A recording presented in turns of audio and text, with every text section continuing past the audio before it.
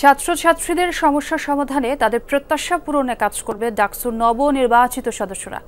আনুষ্ঠানিকভাবে আজ থেকে শিক্ষার্থীদের জন্য কাজ শুরু করেছেন তারা, জানিয়েছেন ভিপি সাদিক কায়েম। সকালে ঢাকা বিশ্ববিদ্যালয়ে ডাকসুর প্রথম কার্যনির্বাহী সভা শেষে এসব কথা বলেন তিনি। এ সময় জিএসএসএম ফরহাদ জানান, সিনেট সদস্য হিসেবে ৫ জন ছাত্র প্রতিনিধির নাম পাঠানো হচ্ছে। ভিপি জিএস এজিএস এর সাথে থাকছেন সর্বোচ্চ ভোট পাওয়া সাবিকুন নাহার তামান্না ও পরিবহন সম্পাদক আসিফ আবদুল্লাহ। এর আগে ঢাবি উপাচার্য এবং ডাকসুর সভাপতি অধ্যাপক নিয়াজ আহমেদ খান সভায় সভাপতিত্ব করেন।